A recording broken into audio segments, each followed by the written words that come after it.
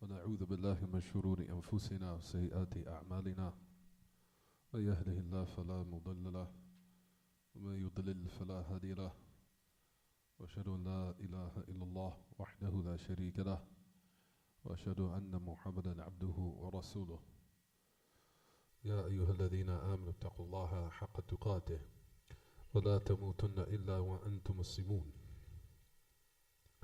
يا أيها الناس اتقوا ربكم الذي خلقكم من نفس واحدة وخلق منها زوجها وبث منهما رجالا كثيرا ونساء واتقوا الله الذي تساءلون به والأرحام إن الله كان عليكم رقيبا يا أيها الذين آمنوا اتقوا الله وقولوا قولا سديدا يصلح لكم أعمالكم ويغفر لكم ذنوبكم ومن يطع الله ورسوله فقد فاز فوزا عظيما أما بعد فإن خير الكلام كلام الله وأحسن هدي هدي محمد صلى الله عليه وسلم وشر الأمور محدثاتها وكل محدثة بدعة وكل بدعة ضلالة وكل ضلالة في النار.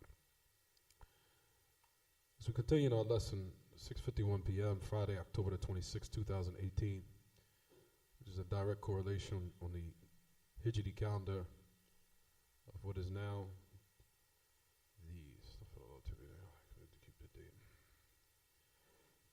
which is now considered which is now the 16th night of Safar. Na'am 1440, 16th night of Safar, which is 1440 after the Hijrah of Mustafa alayhi salatu wassalam. We continue kitaab-attawheed and we can explain the hadith of the Prophet sallallahu alayhi wa sallam, of the hadith of Nawas ibn Sam'an. Hadith Nawas ibn Sam'an. We talked about إِذَا أَرَادَ اللَّهُ أَن يُوحِيَ بِالْوَحْيِ, if Allah wants to reveal revelation. He says, فَإِذَا أَرَادَ اللَّهُ أن يُوحِيَ بِالْأَمْرِ تَكَلَّمَ بِالْوَحْيِ. If Allah wants to reveal an affair, He speaks with revelation. تكلم بالوحي كأنها سلسلة على صفوان تنفذهم ذلك. To the end of the hadith. So we said that number one, based upon the first part of the narration in this book, we were talking about how this narration establishes the characteristic of irada. Irada. What is irada? Everyone, as we discussed last class, irada, that Allah have the characteristic of what they call irada. Irada means to intend or to want. That's what irada means. We said irada breaks down into two categories as we discussed. We had irada kawniya, qadriya, wa irada shar'iyya. We said irada, what Allah intends or He wants in this existence, that's been preordained and destined to occur and happen. As they say, as Ahl Ilm said, يَلْزَ مِنْهُ وُقُوعُ الْمُرَادِ. That which is intended has to take place, whether it be good and evil.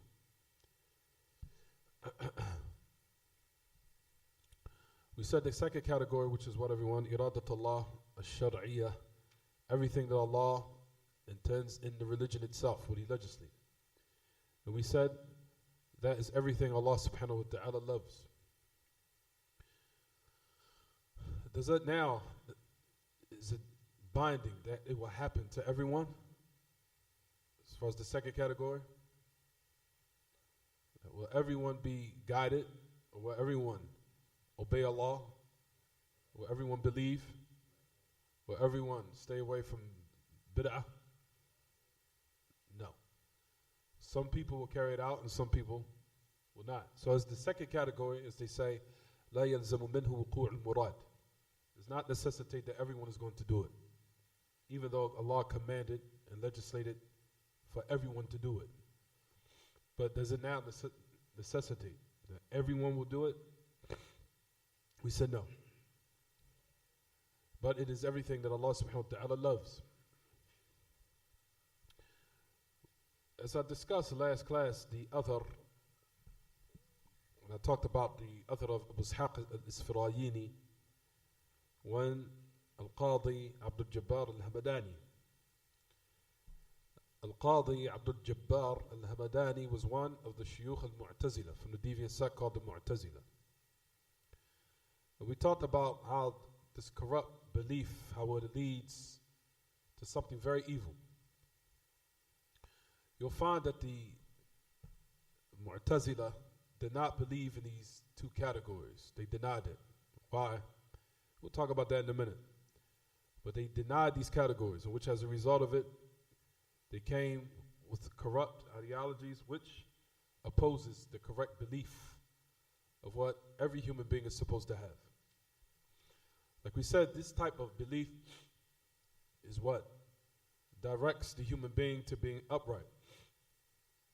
Because shaitan, like we know, is haris, that he is very diligent upon misleading all of the servants, especially by corrupting his thoughts and corrupting his belief, especially putting in some doubt, as shaitan, as we know, loves that the slave have doubt in Allah, or doubts in his existence, or doubt or speaking ill about Allah, speaking ill about him. Shaitan loves this. For example, like we know how certain people that they say the statement, why did Allah or why did God allow this to happen to me? Why did God allow me to be born in this state? Why did God, or why does they say, some of them say, why did God allow me to be born in a state where my father abandoned me, or my mother abandoned me, or what have you? There is no God. Why did God, if that was the case, why did Allah allow innocent people to starve? Why he allowed innocent children to suffer in certain countries? Why he allowed certain people who are righteous to die and have a short life and face a bunch of trials and tribulations in their life, and people who are evil always get longevity in their life, and they have a long lifespan, and it seems like they always get what they want. That's what shaitan loves. These questions be asked in the mind of the human being, so it could corrupt his thoughts. Because if he's corrupt the mind and he's corrupt the ideology and the belief of the heart, then, like we said, what comes and follows after that is that the actions will be corrupt. And a person will be in this dunya like a savage or worse, blaming it on God. It's God's fault. Why did you kill somebody and murder them, an innocent individual? Why did you kill an innocent bystander? Why did you kill that person? Why did you do that to that person? Well, why did God allow this to happen to me when I was little? Why did this happen? See? Blame it on what? Blame it on Allah, or blame it on his situation. That's the reason why, like we said, we take the reason to learn what we're learning here in this book right now. So in order to rectify that belief, that corrupted type of way of thinking, that's when we now bring these categories, in which you'll find that the deviant sects of the Mu'tazila likewise deviated in. They had the same type of ideology. So we said that, as we talked about last lesson, we said Allah Ta'ala allows evil to happen for a reason, for a hikmah, as far as what he intends in the first category. The second category, then Allah Ta'ala prohibits it. Why? Because the people need to be guided. They need direction of what they're supposed to do while they're in this world. So Allah legislates and he lays down what is the guidelines according to the what? The second category of what he's legislated in kitab and sunnah and knowledge and beneficial knowledge. All of that was sent down in order for the people to have a guideline, to know how to live properly in accordance to what will please Allah. Right, everyone? But as far as evil taking place in this existence, ultimately, if it happens, then Allah allowed it to happen for a reason. Allah subhanahu wa ta'ala allowed it to happen. From those adillah, for example, as we talked about this in last class, as Allah subhanahu wa ta'ala hates magic and the practice of magic. People still practice it to this day, don't they? And ultimately, Allah subhanahu wa ta'ala says in his book, وَمَا هُمْ بِضَارِّينَ بِهِ مِنْ أَحَدٍ إِلَّا بِإِذْنِ اللَّهِ. He says, and ultimately, he said there, those magicians aren't able to harm anyone except by the permission of Allah. So if Allah allows some magic or someone to be affected by magic, ultimately, Allah allowed it to happen. He allowed someone to be afflicted by magic for a reason. So all of this that takes place in this existence of good and evil, nothing happens in this existence except by Allah Ta'ala's will and what He intends. And behind it is some wisdom. As we talked about last class, I gave certain examples of this before. For example, sickness and bad health, and one having a sickness that will render him weak or exhausted or what have you. Those sicknesses we know is behind it is wisdom. As we talked about the ahadith, the person will say, for example, why does these things happen of evil, of what we perceive as evil, like such as sicknesses and people starving and people suffering in certain countries or what have you. And we said like this dunya that we live in is very short. In comparison especially to people how they used to live years ago, especially during the time of the people Nuh, who used to live very close to almost 900 years. That's somewhat of a lifespan. But however, the ummah of Muhammad is extremely short. As we know, the Prophet said, Inna a'mara ummati ma bayna sittin ila sab'een wa qalla man yajuzu dhalik. He said that the age of my ummah is between 60 to 70, the majority of them. He says a very small number from them will surpass that age. So now, that time span is not nothing. So a person now will see people suffering in another country, or see people suffering from illnesses and sicknesses, or what have you. That age or the portion of what we live in this dunya is nothing. As we know, what's coming or everlasting, that is what the real life is. So this short time frame of what people suffer, in which Allah allows to happen, in which Allah Ta'ala utilizes these type of Allah Ta'ala, allows these things to happen in order for their reward to be what? Greater in the hereafter, as we know. As we talked about the hadith of the Prophet ﷺ, which is a Sahih al-Jami' wa Sahih al-Imam al-Albani, we talked about the hadith where the Prophet ﷺ also said, he says, Inna ahl al-afiyah yawm al-qiyamah حينما يرون أهل البلاء حينما يرونهم يعطون الجزاء فيتمنون أن يعود إلى الدنيا فيقضى بالمقاريض. To the end of the hadith that the Prophet ﷺ talked about, because a person would say in your mind, why did Allah allow this to happen to this me? Why does Allah allow me to be born in this state? Why do I have to be born black? Why couldn't I be born white? Or why couldn't I be born another color? Why couldn't I be born with a better height? Why couldn't I be born in a manner that I had a strong body? Why did I have to be born looking like this? Why did I be born dark skinned? Why did I have to be born with coarse hair? Why did I have to be born in a crack house? Why did I have to be born when my father abandoned me? Why did I have to be born when my mother abandoned me? Why did I have to be born when my whole family abandoned me? Why? All these things you had no control over. Allah wanted it to happen to you. What's the reason? Listen to the hadith. The Prophet ﷺ said that on the day of resurrection, when all the people who had ease in this world, they had comfortability, enjoyment, and delight.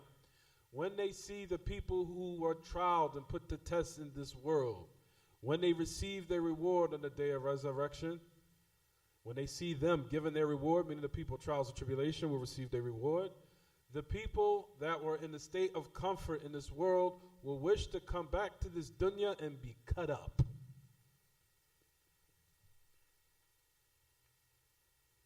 They will want to come back to this world and be cut up.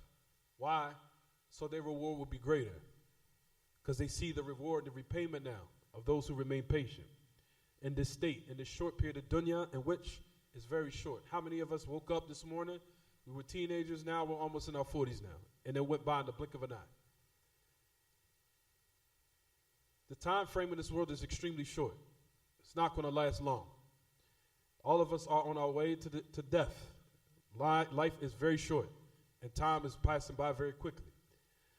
So the time frame of what we spend in this world of a little bit of suffering is nothing to comparison of the eternal life that's coming, because that life is the true life. And just a person suffering from momentarily in this world to comparison to hereafter is absolutely nothing. So now erase from your mind the satanic thoughts that shaitan tries to make you have about Allah.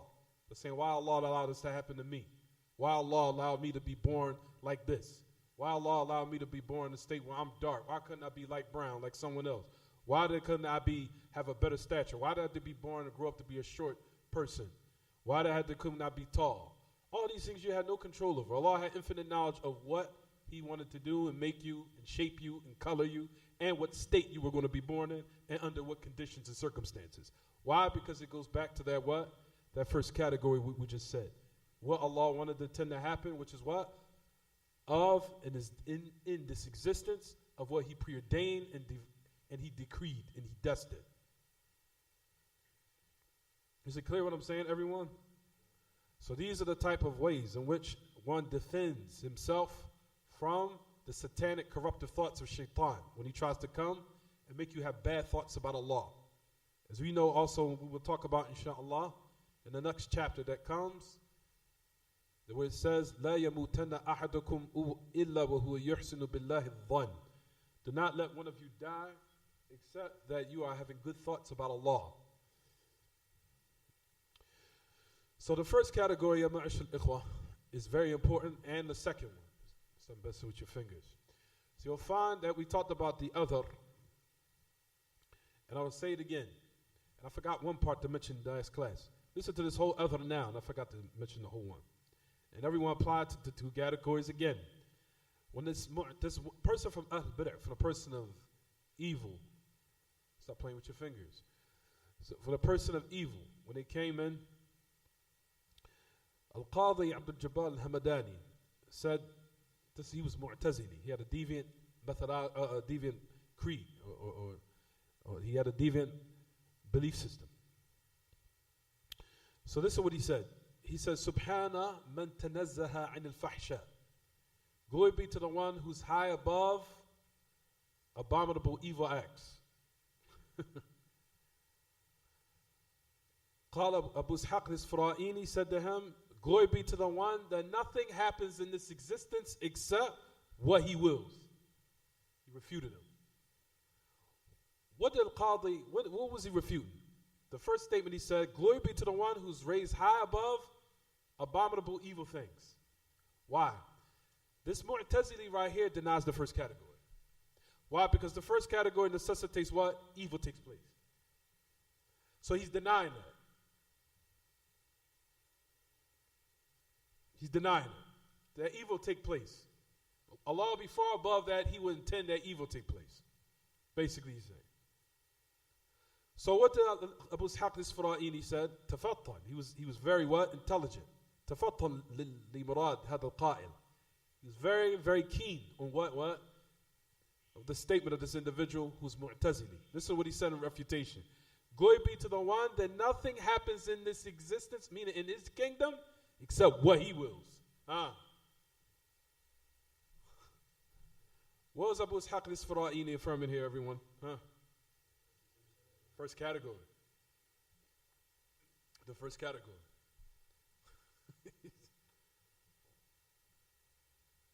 You understand now? So he said, so this Mu'tazili wanted to deny that evil. How can Allah want evil? So basically that's what his corrupt ideology was, what led to this type of what? Nonsense. So Abu Ishaq al-Isfira'ini had the correct one. He said, what? Glory be to the one that nothing happens in His kingdom except what He wills. Meaning good and evil happens except by His permission. And He allows it to happen. So then he said, قال القاضي أيشاء ربنا يعصى. Does our Lord want to be disobeyed? This is the Mu'tazili mentioned. Does our Lord want to be disobeyed? You can't just say yes or no.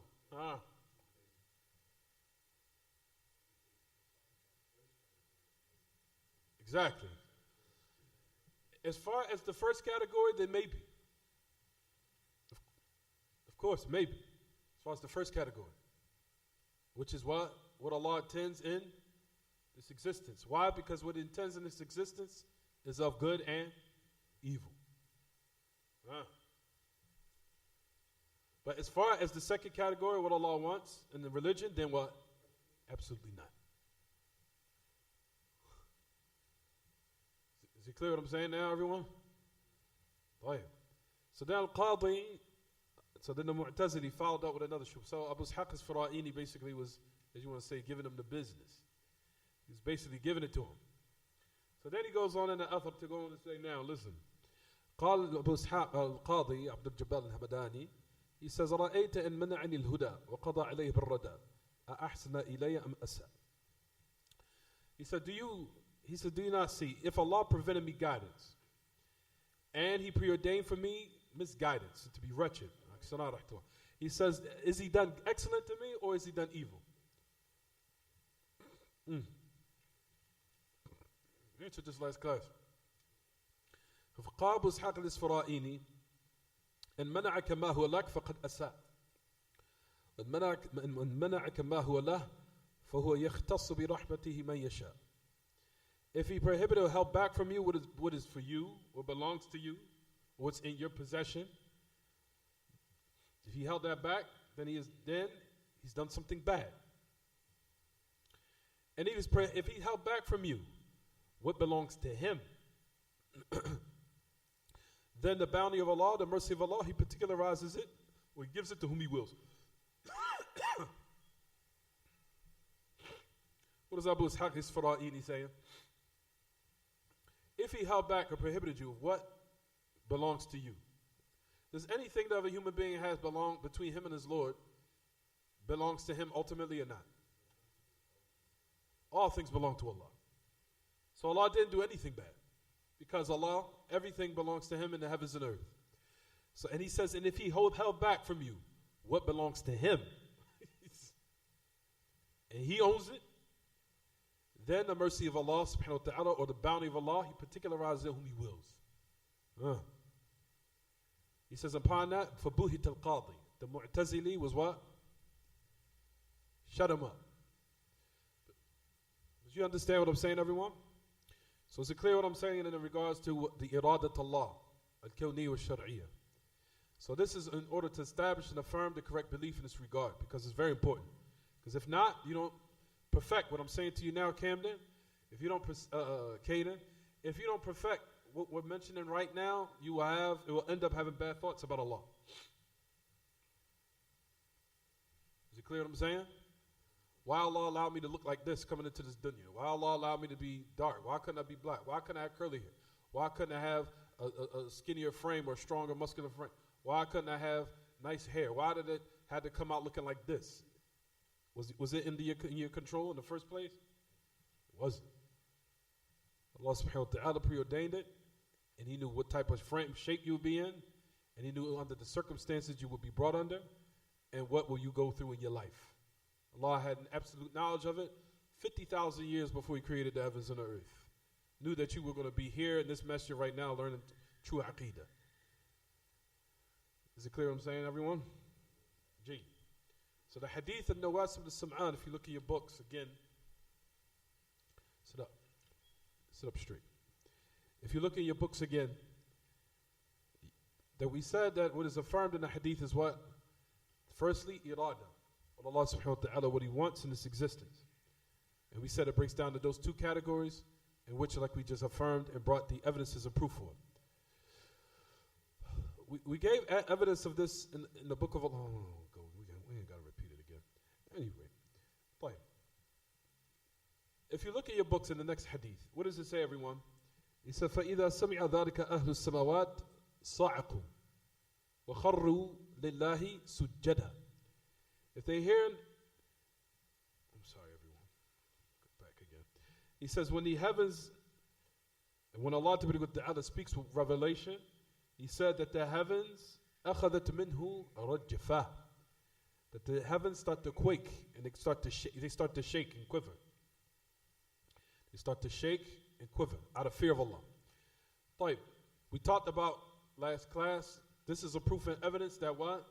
That Allah subhanahu wa ta'ala has made in the heavens ihsas, that they have a type of what? Sense. They have sense, the heavens and the earth. The heavens and the earth have what? Have a sense of fear of Allah. Because notice in your books, what does it say if you read everyone? What does it say? It says that the what? I'm sorry. What does it say? تفضل إيمي.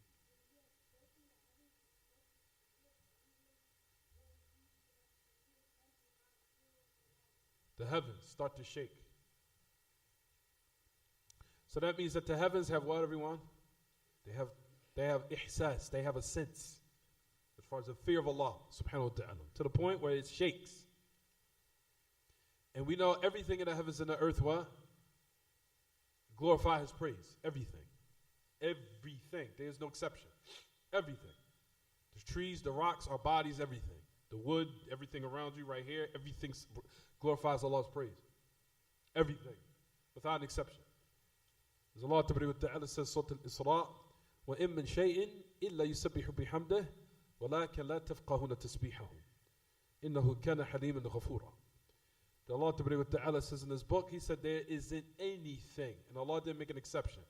There is nothing of the heavens and the earth except it glorifies His praise. However, you don't understand its glorification. You don't understand its glorification.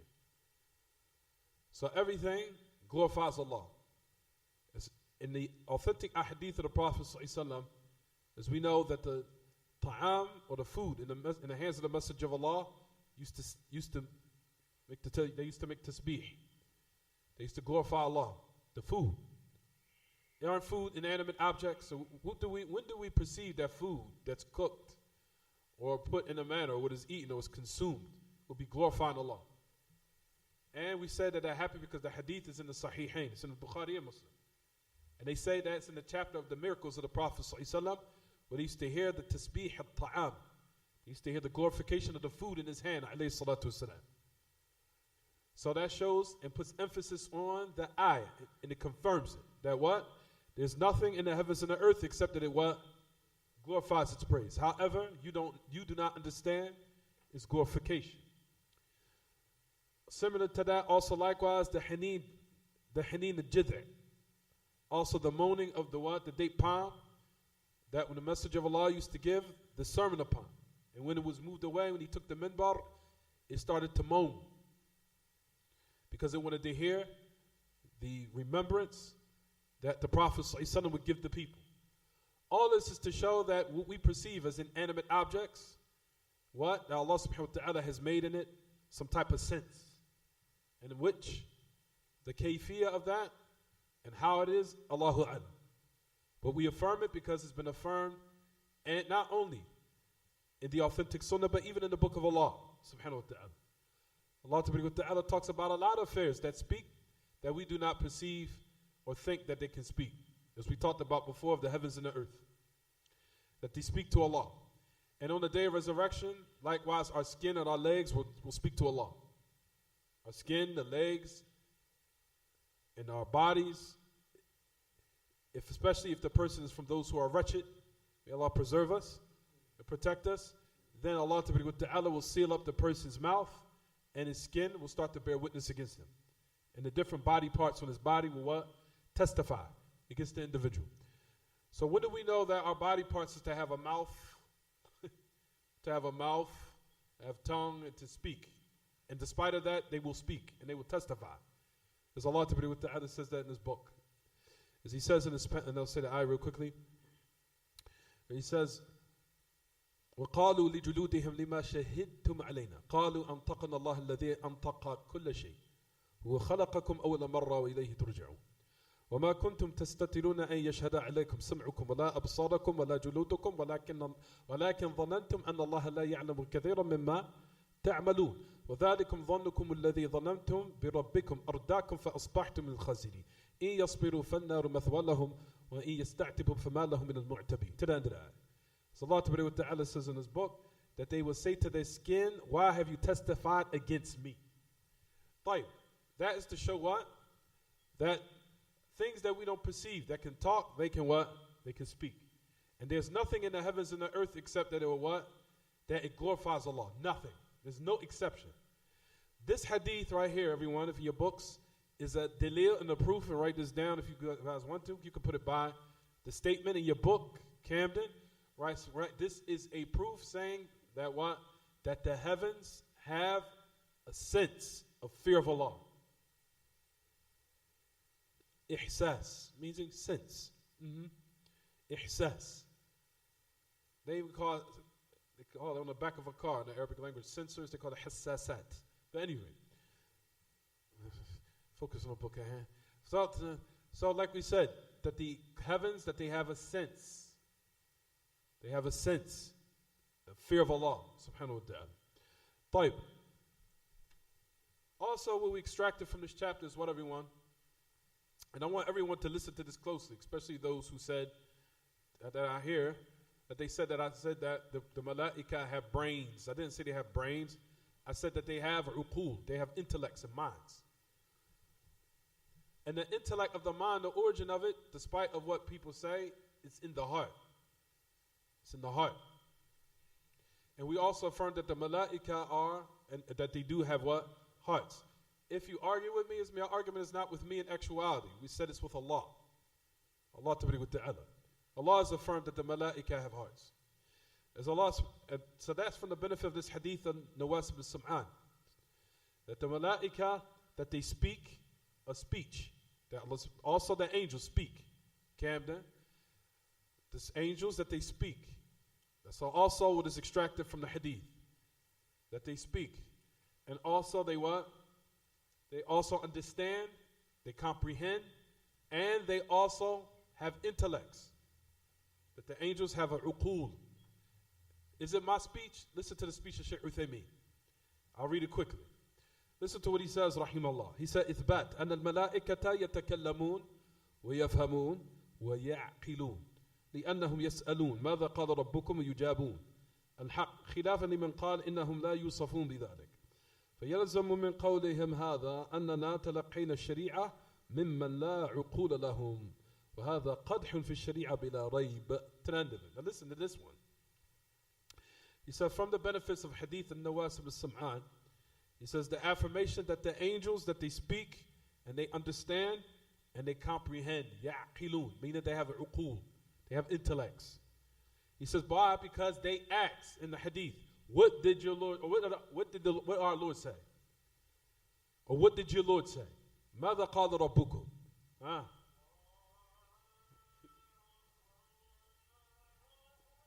Good, yo. One of y'all want to keep turning it off for me? No, he's not. He's right there. I thought it was that.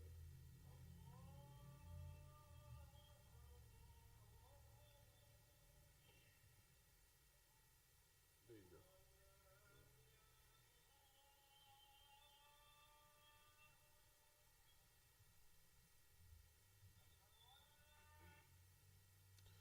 مشكلة الأذان في الجوالات. أذان الجوالات مشكلة. Anyway. So that the malaika, that they speak and that they understand and that they also have comprehension. Ya'qilun. They understand and they have uqul, the intellects. He said why? Because they asked the question, what did your Lord say? And they answered the truth. Doesn't that show that they have understanding and comprehension? Listen to what Shaykh Uthaymeen goes on to say. He says, in contrast to those who say that they're not described with that they don't have those characteristics. He said, in contrast to those who say they do not have those characteristics. He says that it necessitates from their statement that we took the religion of Kitab and Sunnah and the Sharia from those who have no minds.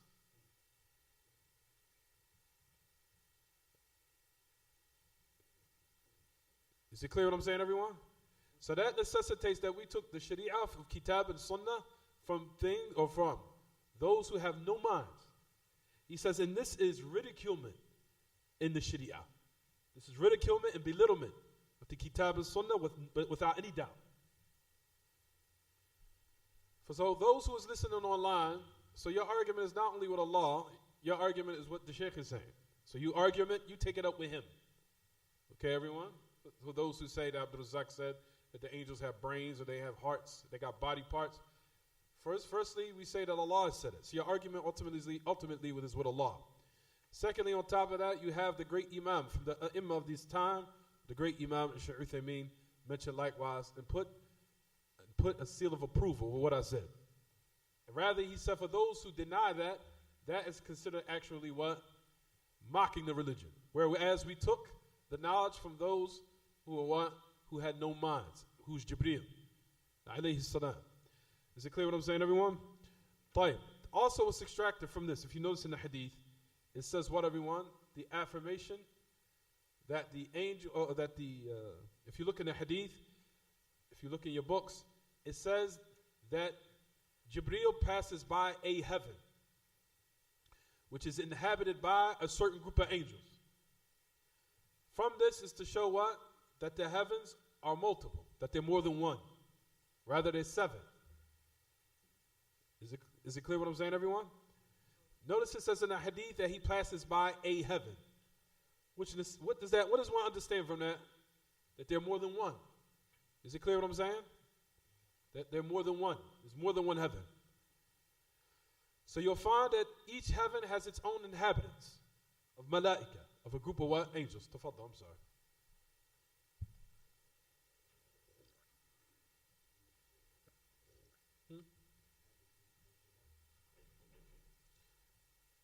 But point is, it said that he passes by each heaven.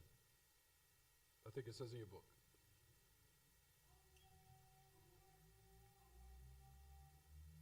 Allah Akbar, Allah Akbar.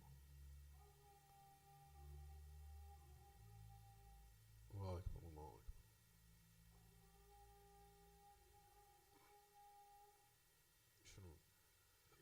Show him where we at, Umar. Show my son where we at. Point out the way he's at, where we at.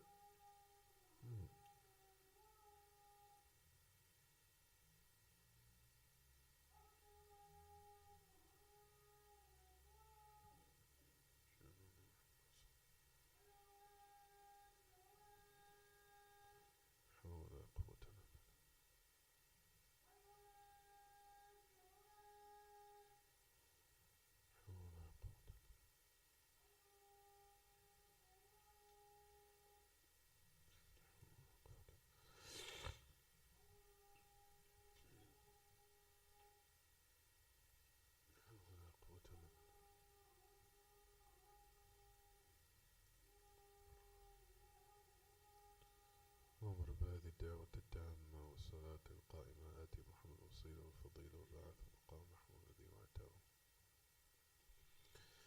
طيب. So you notice that in the hadith, what does it say, everyone? If you look in the hadith of Nawas ibn Sam'an, it says that Jibreel passes by what? Each heaven. Each heaven. What's that an indication of what, everyone? That there's more than one heaven. And we know that how many are there? There's 7. As Allah Ta'ala says in His book in so many ayat, Allahu alladhi rafa'a sab'a samawatin sab'a samawatin. Allah says it clearly in His book. He's the one that has raised 7 heavens.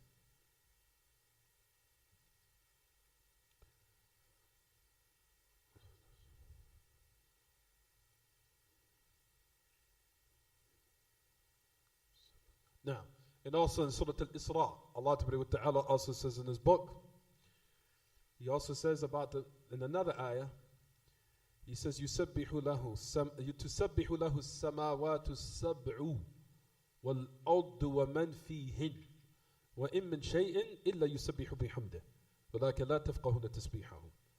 He says in another ayah, which is in Surah Al-Isra, Allah says, تُسَبِّحُ لَهُ السَّمَاوَاتُ seven. He says the 7 heavens glorifies Him. The 7 heavens. So Allah Ta'ala affirms that there are what? How many? 7. And we know the distance between each is what? The distance of 500 years. طيب, upon the aqidah of the Asha'ira, they say no, Allah is not above. طيب, we ask the Asha'ira, where's all these heavens here? Are they everywhere? Or are they above us? Where's all this distance and where's all these heavens? And where's all these great distance that Abdullah ibn Mas'ud described? Of each distance being the distance of 500 years. Where is that? Asha'ira, or the people who deny that Allah is not above. Where is it? It's around us? Is it underneath us? These great distances affirm that what? That Allah Ta'ala is above the heavens, because we know Allah is above all His creation. And the greatest of them, well, from the greatest of them is the malaika. So it says that, so you affirm from these benefits is extracted from this hadith, which is what, everyone? That the heavens are more than one. based upon the statement, what does it say? That Jibreel passes by each heaven. So the heavens are what? 7. And we affirm also likewise that there are 7 what, everyone? 7 earths. There are 7 earths likewise. As Allah subhanahu wa ta'ala also says in his book.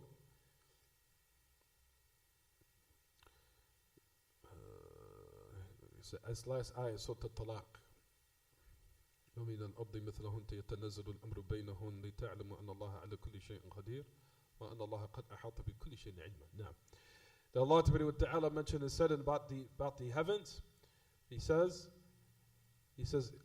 الله الذي رفع السماوات الأرض 7 سماوات ومن الأرض مثلهن يتنزل الأمر بينهن لتعلموا أن الله على كل شيء قدير وأن الله قد أحاط بكل شيء علما. Rather, that's the last ayah, Surah At-Talaq. The last ayah. In Surah At-Talaq, the very last ayah. He said He is the one that has raised 7 heavens and 7 earths similar to it. So Allah Ta'ala has affirmed for us that there are also 7 earths.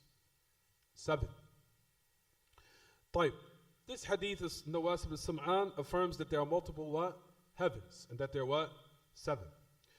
طيب. Also what's extracted, everyone, is that each heaven has its own malaika that specialize in being from its inhabitants. Because notice it says in the hadith, if you look in your books, the hadith in your book, notice it says, كُلَّمَا, or the statement of the Prophet سَأَلَهُ مَلَائِكَتُهَا. Every time he passed by each heaven, those angels of that heaven ask. So each heaven has its own what? Has its own inhabitants of angels who particularize it. Or inhabit it, or from its inhabitants. Is it clear what I'm saying, everyone? Fine.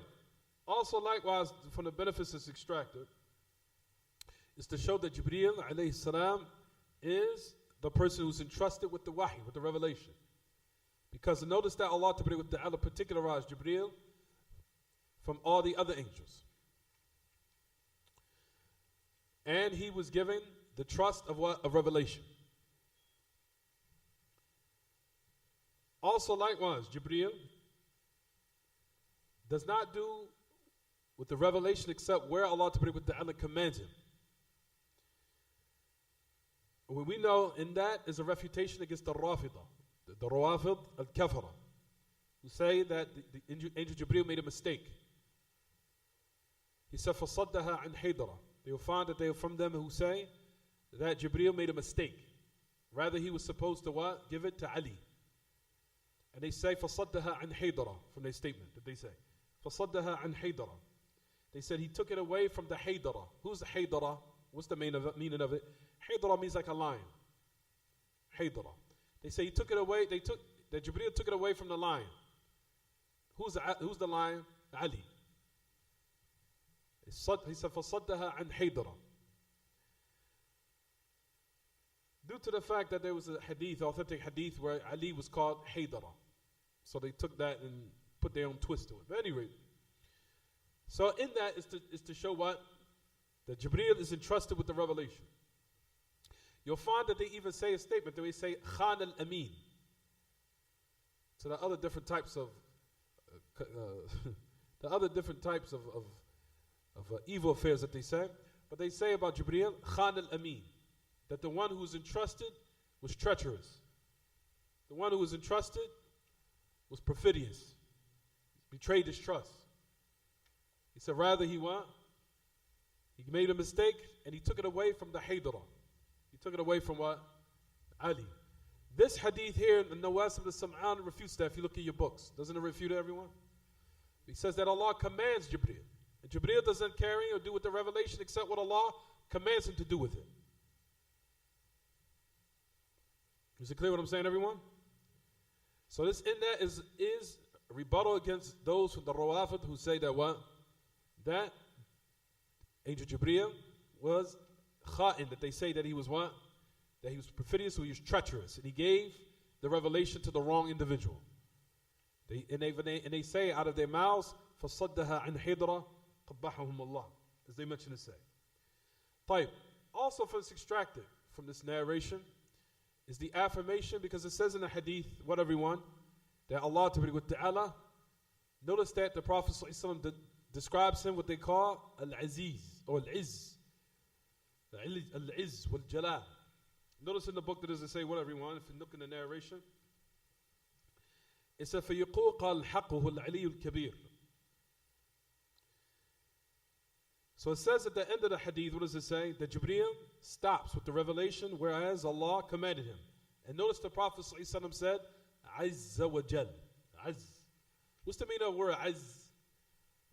Az. Az means what, everyone? Means Aziz. Means Aziz. Aziz breaks down to three meanings. Write this down. For Aziz, from the word Az, comes from the word Aziz. As the word Aziz means three. It means the one who's impossible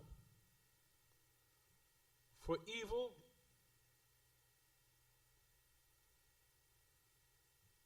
it's impossible for evil to overtake him. It's impossible. And yanalahu bisu, without anything of evil overcomes him. And also the one who possesses that high status that no one else shares it. That's the second meaning of Aziz. The first meaning of Aziz, that it's impossible that anything of evil could overcome him or overtake him. It's impossible. Mumtani'. The word mumtani' means mustahil, means impossible. Mumtani' and yanalahu shay'un bisu. Also the word Aziz means what, everyone? He says Aziz bima'na dhi qadrin la yushariku fihi ahad. The one who owns that qadr, meaning that high status, that no one shares it. La yushariku fihi ahad. That's the other meaning of the word Aziz. And the third meaning of the word Aziz is Al-Qahir Al-Ghalib.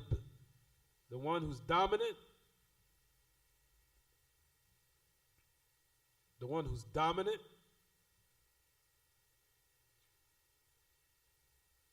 And powerful. The one who's dominant and powerful.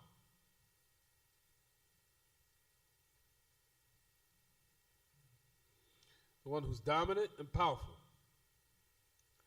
You'll find that Ibn al-Qayyim puts this all in his poetry, in Nuniyah, where he says, وَهُوَ الْعَزِيزُ فَلَنْ يُرَامَ جَنَابُهُ أَنَّ يُرَامَ جَنَابُ ذِي السُّلْطَانِ وَهُوَ الْعَزِيزُ الْقَاهِرُ الْغَلَّابُ لَمْ يَغْلِبْهُ شَيْءٌ هَذِهِ صِفَتَانِ وَهُوَ الْعَزِيزُ بِقُوَّةٍ هِيَ وَصْفُهُ فَالْعِزُّ حِينَئِذٍ ثَلَاثُ مَعَانِي. He says in his poetry, Nuniyah. So he just breaks down the three meanings in that poetry, rahimahullah. He says, Aziz فَلَنْ يُرَامَ جَنَابُهُ أَنَّا يُرَامُ جَنَابُ ذِي السُّلْطَانِ. He said that Aziz basically goes against the order how we mentioned it, but he mentions it first. He said that Aziz is the فَلَنْ يُرَامَ جَنَابُهُ أَنَّا يُرَامُ جَنَابُ ذِي السُّلْطَانِ. That nothing of evil basically can what? Can afflict him or hurt him or anything. It's impossible. It's the same thing.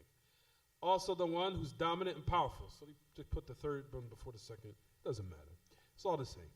Nothing can succumb him or dominate him. And these are his two characteristics. And the last one is the one who's also likewise powerful with the high status. He says for the izz, he says for the word izz that it has three meanings. So the first one is what, everyone? And the second one is what? And the third one is the one who's what? Dominant and powerful. So that's the meaning of the word what? Izz. The izz. What's the meaning of the word Jalla wa ala? If you hear that, people's statements, I'm sure that everyone has heard on many occasions, Jalla wa ala, or Jalla, Jalaluhu. Jalla means al-azama, meaning sublimity, magnificence. There's nothing above it, any magnificence. Or sublimity or magnificence that has no sublimity or magnificence above that, but above his magnificence sublimity.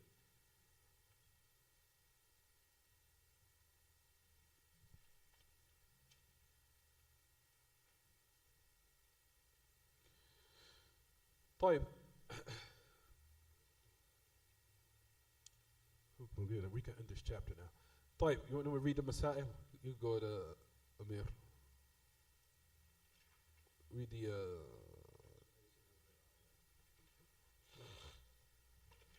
what's the first one, everyone? Everybody read with me. The explanation. The explanation of the ayah. Explanation of which ayah, everyone? About the angels, how they what? Raise their heads. G. Exactly. The explanation of the ayah is this, everyone. Number one, that the malaika of what they possess. Of course, we know the malaika also likewise are strong. They're mighty. Of course, we know they're also magnificent in their creation, right or wrong. And despite of that, they even want, and it's based upon this narration, they even fall out. So yusa'aqun, they become unconscious. They're rendered unconscious. And they're also likewise submit. And even when they regain it, they're still in horror and fright out of the glorification and magnification of Allah. He said, if this is the status with the angels, despite of them having this type of high status, and how great they were created, he says, then what about, how can you now worship those statues, which are worshipped besides Allah? And they're on a low, very, very low level than the angels by a whole lot. So how can even an individual be what? Connected to it? As we know that the Messenger of Allah ﷺ has seen Jibreel. And in the Prophet ﷺ seen Jibreel. And we know that he's seen Jibreel in the image in which how Allah created him, which was magnificent. As we know, the Prophet ﷺ said, رَأَى رَسُولُ اللَّهِ صَلَّى جِبْرِيلَ فِي صُورَتِهِ وَلَهُ 600 جناح كل جناح منها قد سد الأفق يسقط من جناحه من التهاويل والدر والياقوت ما الله به عليم فإذا كان هذا عظم هذه المخلوقات فخالقها أعظم وأجل وأكبر. Listen what Shaykh Abdurrahman ibn Hassan Ali Shaykh he goes on to say. فكيف يسوى به غيره في العبادة دعاء وخوفا ورجاء وتوكلا وغير ذلك من العبادات التي لا يستحقها غيره. He said that the Messenger of Allah seen Jibreel upon the image and how Allah created him. Jibreel has 600 wings. Each wing was covering the horizon. Each wing filled the horizon. Right, everyone? Each wing filled the horizon. And it was falling off his wings of that different types of pearls and rubies of what was mentioned, of beauty that was falling off the wings. He said, min at-tahawil wad-durri wal-yaqut. He says, and Allah knows best of the beauty, as the Prophet ﷺ had described Jibreel. He says, of what Allah knows best of, the magnificent beauty of how Jibreel was created. He said, now listen to this. He says, if this is how the creation is, in which Allah had created some of the creation. You guys are cold? You cold? Your nose is cold or your body's cold? He said, if this is how Allah created some of the creation, imagine now, Jibreel. Can you imagine something that had 600 wings? Each wing was covering, each wing was filling the horizon. Each wing, filling the horizon. We knew the might of Jibreel. How do we know the might of Jibreel? We know the might of Jibreel based upon the ayat that comes in Surah Al-Hijr. Where Allah talked about what happened with the people of Lut. But we know that it says in the narration that Jibreel took one of his wings and took the land up, picked it up to the highest heaven and threw it down upon them. As it says, فَجَعَلْنَا عَالِيَهَا سَافِلَهَا وَأَمْطَرْنَا عَلَيْهِمْ حِجَارَةً مِّن سِجِّيلٍ. As it says in the ayat which is in Surah Al-Hijr. Allah talked about the people of Lut who's practicing homosexuality and what he did to them.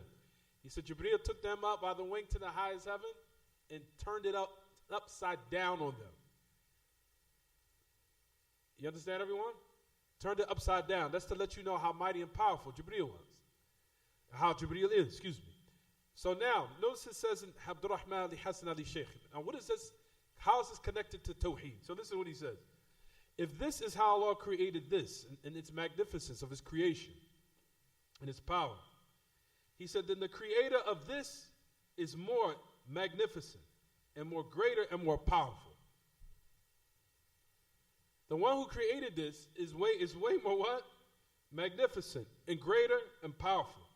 He says, so how can a person now make equal in worship of something that has nothing close to even the malaika itself, from those statues, even though this is Jibreel. And despite of that, Jibreel and the angels also fall down in what? Horror and fright with Allah Ta'ala. He says, so how can someone make equal other than Allah with the creation in the worship of He, subhanahu wa ta'ala, as far as in invocation and fear and hope and putting their trust. And other than that, from the different various types of worship there are. No one deserves it other than Him, subhanahu wa ta'ala. He said, look to the state of the angels. And he says, look to how they're severe. State that they're in of horror and fright of Allah. Where it says, rather you'll find that Allah Ta'ala mentions, it says, they do not precede Him in a statement. Rather they work by His command. And he said that He knows what is from in front of them and beneath them. And they are not able to intercede except by His permission and who He's pleased with. And he says, and by the fear of Him they are what? In awe, meaning in fear and horror and fright. And if any of them said that they are deity in worship, he says, we will repay them with the hellfire. He said, just likewise we repay those who are what? Who are oppressors. So the angels, despite of their what? Magnificent creation, and how powerful they are, magnificent, they're still in horror and fright with Allah. So how can you now make them as what? As deities along with Allah, or worship them separately besides Allah?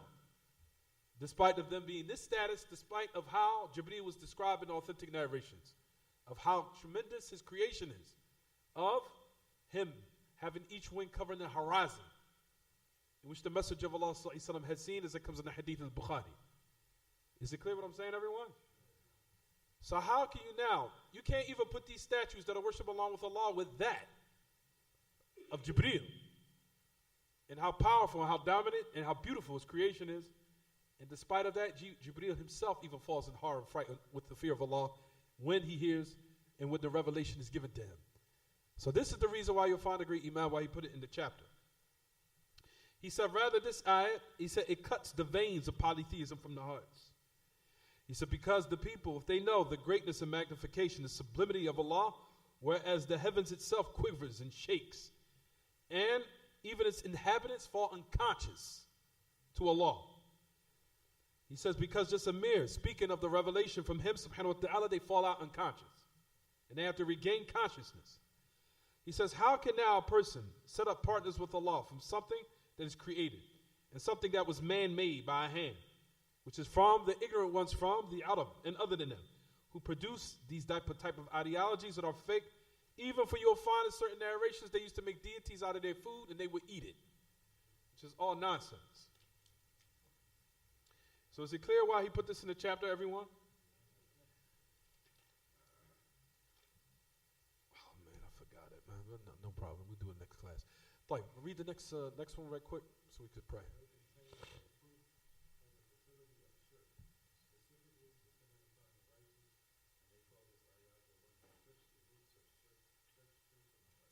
Exactly. He said, what this ayah contains, if you look in your books, sit up straight, son. Sit up straight in the chair. He says, and what it has in it of what? Of evidence and proof upon nullifying polytheism. Nullifying it. He says, especially those who are connected with the righteous. Because he says in the ayah that it said that it cuts the veins of the connection of polytheism from the hearts of the people. He cuts it. So the ayah is what? Is in it is a rebuttal and a refutation against those who are what? Connected with the creation. If there was, let's just say, if something would deserve to be worshipped, you would think it was what? Be the malaika. Especially Jibreel, of the great, magnificent way he was created. And despite of that, he what? He's not. Rather, he's in fear of Allah. And he's in fear of him, subhanahu wa ta'ala, and he also falls unconscious, just like the angels shake and quiver out of horror and fright. So how now can you think that someone is of a stature or even a human being can now deserve something that's the right of him subhanahu wa ta'ala. Is it clear what I'm saying now? So that's why they say that it rips shirk from his what? Its veins. Tafadhal, I'm sorry.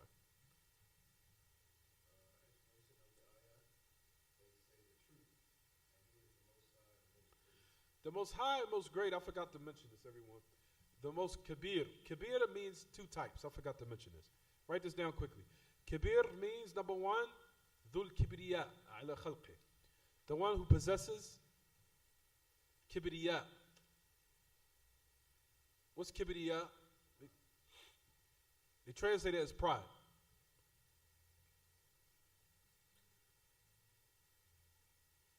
Kibriya. That Allah Ta'ala is what? He has pride. It is only for Allah to have the characteristic of pride, not for the creation, meaning arrogance. If it's for the creation, it's arrogance.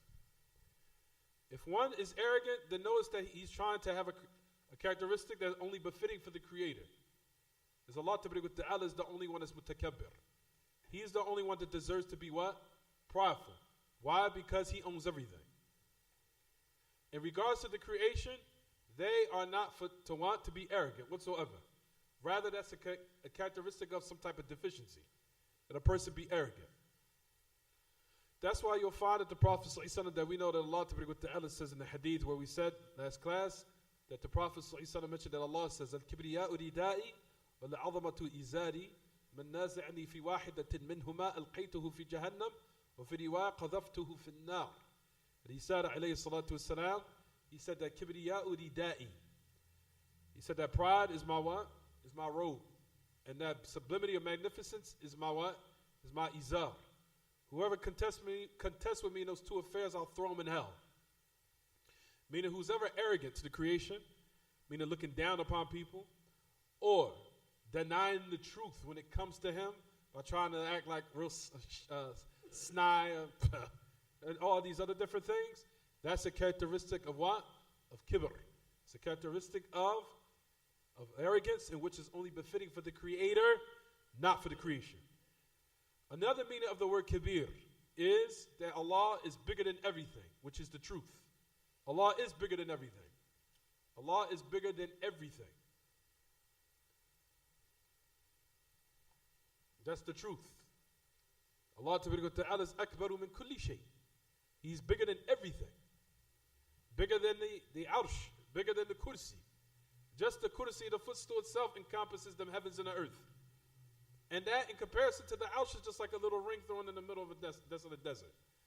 Can you imagine right now something that is just a mere footstool encompasses everything in the heavens and the earth? And that, in comparison to the arsh, in comparison to the throne of Allah, is like a ring thrown in the middle of a desolate desert. That's very small. To what we perceive as huge and minute, as far as in comparison to the footstool to the seven heavens. And Allah is above the arsh. And you'll find that even when I was sitting with Sheikh Ali Nasr Faqihi, and I was sitting in his office one time when I went to visit him, Sheikh Ali Nasr Faqihi, he said that even from the aspect of the aql, from the aspect of the intellect, it's rejected what the Asha'ira say. He said, why? Because Allah is bigger than everything. You cannot say that Allah is confined in the heavens from different directions. He said, why? Because Allah is bigger than everything. He's bigger than everything. Is it clear what I'm saying, everyone? So also likewise, kabir, meaning that Allah subhanahu wa ta'ala is truly bigger than everything. Is it clear what I'm saying, everyone? So the meaning of kabir can mean that first one, or it can be the second one that we mentioned. Tafadhal, I'm sorry. I'm trying to end the chapter for Sunday. Sababu su'alihim lidhalik. Meaning that they asked what, everyone? What did our Lord say? Because of their fear. Cover your mouth. He said because of their severe fear of that. Is it clear what I'm saying, everyone? Their fear, in which is from Allah Ta'ala, you'll find that they ask the question after they regain consciousness. What did our Lord say? They'll say the truth, and He is Ali al-Kabir. What's the next one?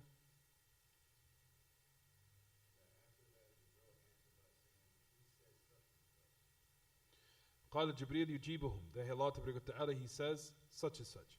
We also affirm and said that Allah Ta'ala has the characteristic of speech, which is from what? From His characteristic of His essence and the characteristics of His what? Of His actions. Both. As we said, right everyone? طيب. 6. The first one to raise his head is Jibreel. No, تفضل, I'm sorry. That's clear.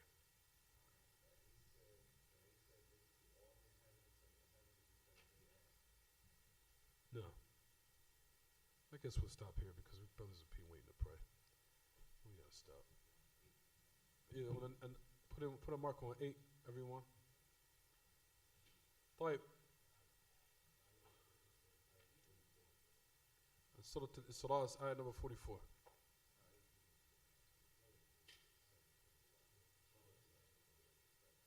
Say it again. Surah Al-Talaq. Talaq. Ayah number 12. Surah Al-Talaq. Those are just masail of benefits that extracted in the chapter, so you can understand the chapter better. Any questions about the lesson, anyone? Any questions about the lesson? Anything left? Further, Camden.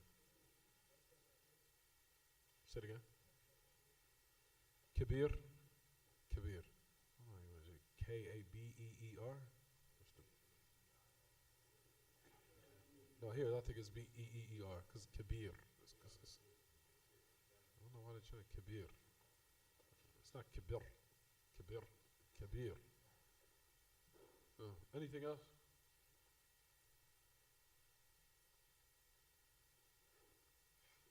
هذا وصلى الله وسلم وبارك على نبينا محمد وعلى آله وصحبه.